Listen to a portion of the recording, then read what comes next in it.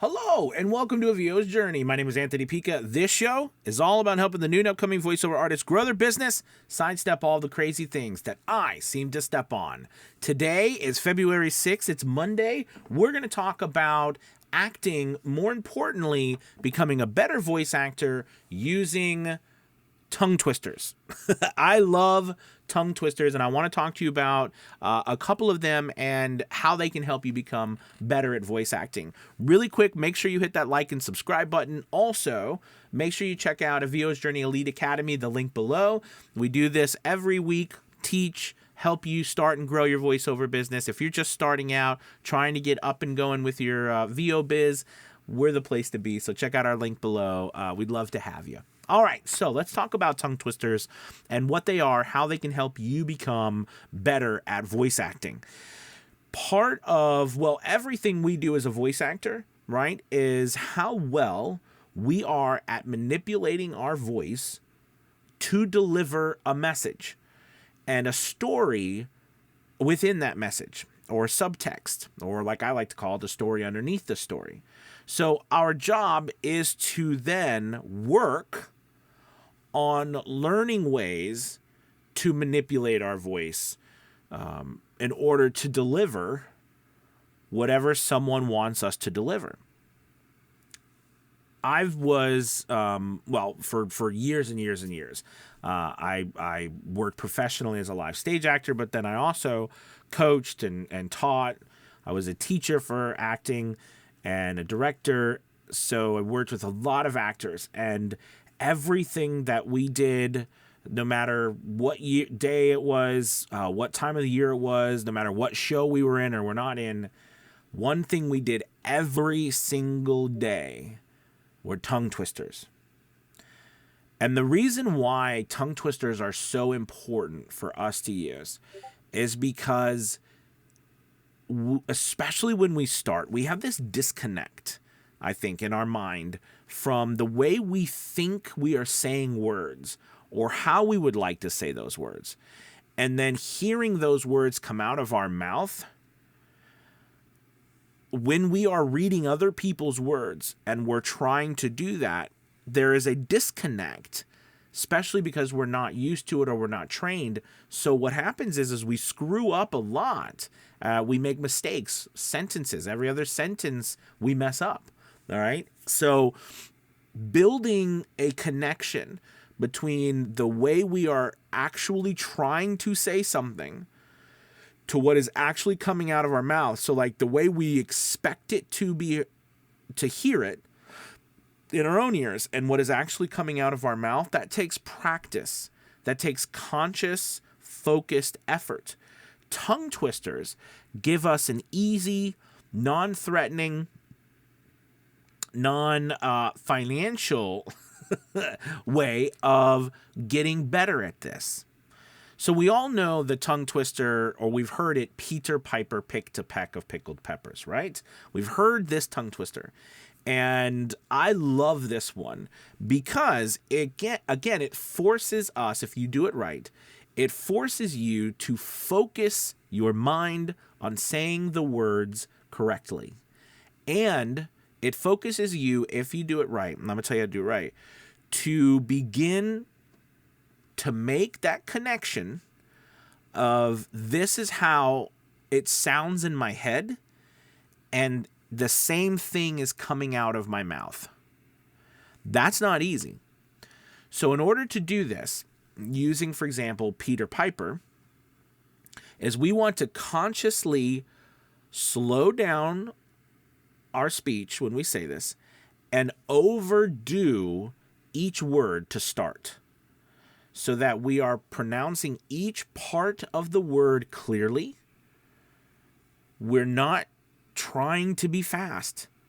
We're not concerned about how fast we can go without screwing up. That's not the point of this at all. In fact, that is exactly the opposite of what we want to do.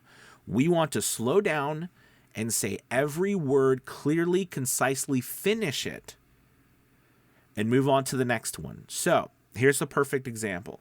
If I say, this is how I want you to use tongue twisters, and we're going to do Peter Piper. So first off, I'm American, and a lot of times American accents say Peter. So Peter, P-E-T-E-R, there's a T there, but we usually say with a D, okay, in American type accents, like Peter instead of Peter.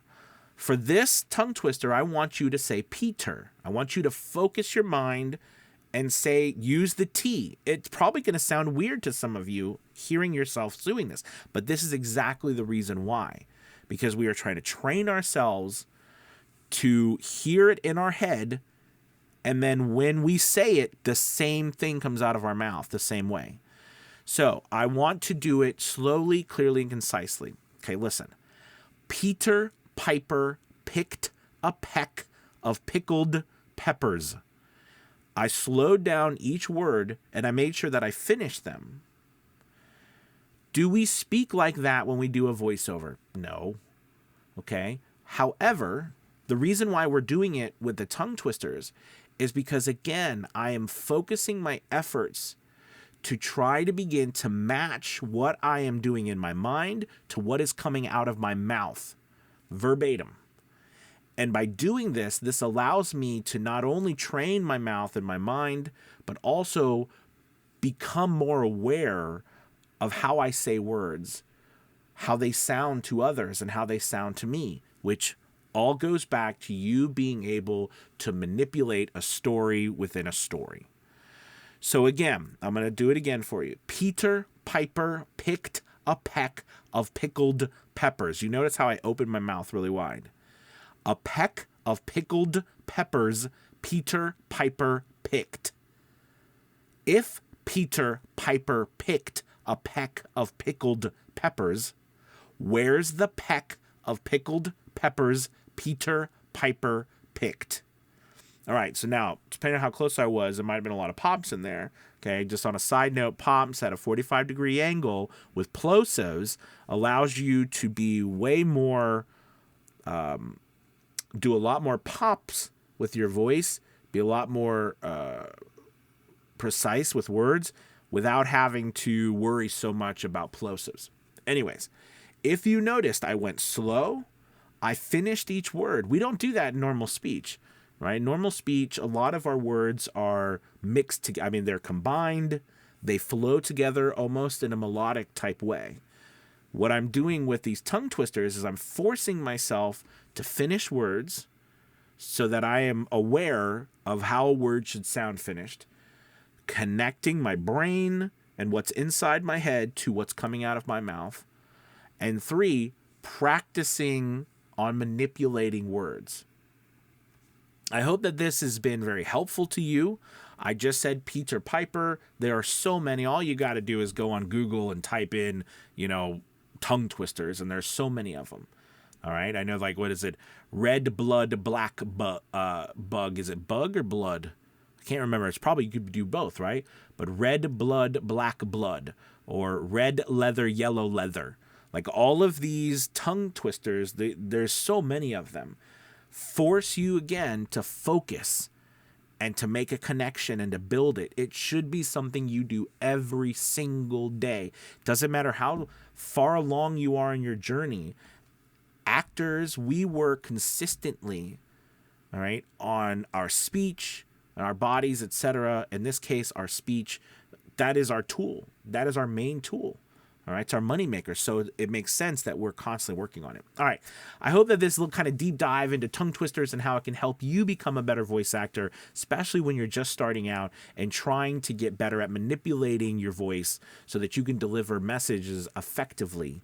I hope this helps. Again, thank you so much for watching. Please make sure you check out that link below to Avio's Journey Elite Academy so you can get more of these acting tips and lessons, etc. We'd love to have you. I hope you have a wonderful Monday. Talk to you soon. Goodbye. Goodbye.